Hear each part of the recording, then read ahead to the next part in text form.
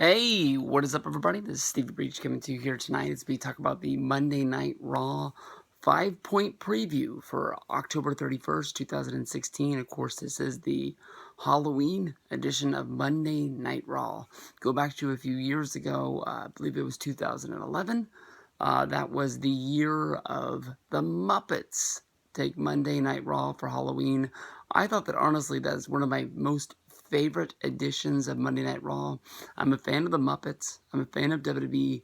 When they first said that they were going to meet, I said this was going to be horrible, but it ended up being one of my favorite episodes of all time. I can remember Beaker coming down during Jack Swagger versus Sheamus, interfering in the match, making it where Sheamus was able to get the win over Jack Swagger. I thought it was a very memorable moment. Kermit was there, Miss Piggy was there.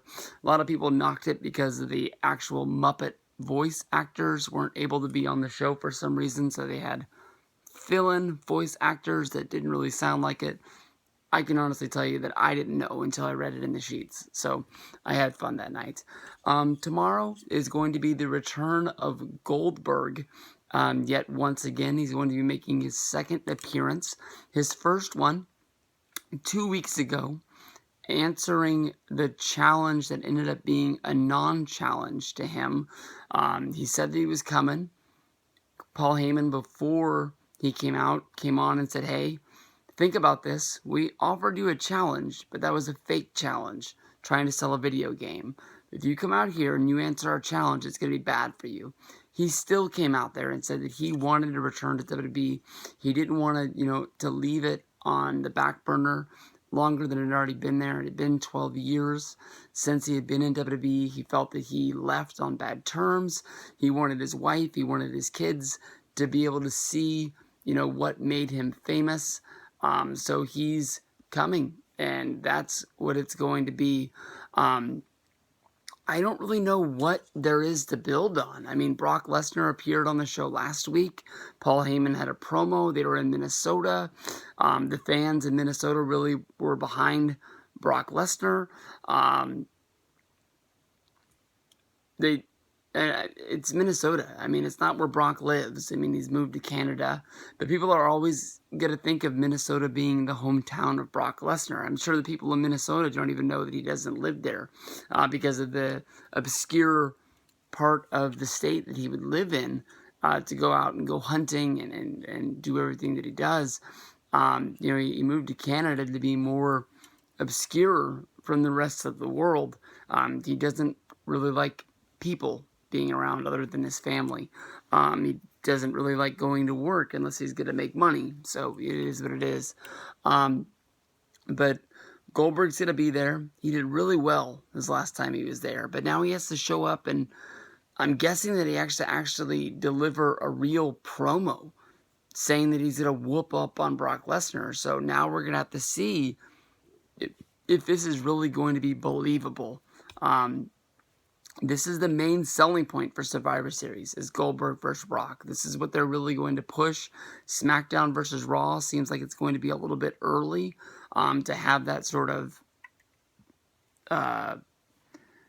It doesn't really seem like it's going to have that sort of just push to be a really strong selling point. You're not going to really have dream matches matching up because these people haven't been apart from each other, but for a couple of months. I mean, the brand split was in June, maybe July, the early part of the summer. So for them to already be pushing Raw versus SmackDown, especially when you have guys like Cesaro, a guy that, when he was drafted to Raw, immediately said he didn't want to be on Raw. He wanted to be on SmackDown, the wrestling show.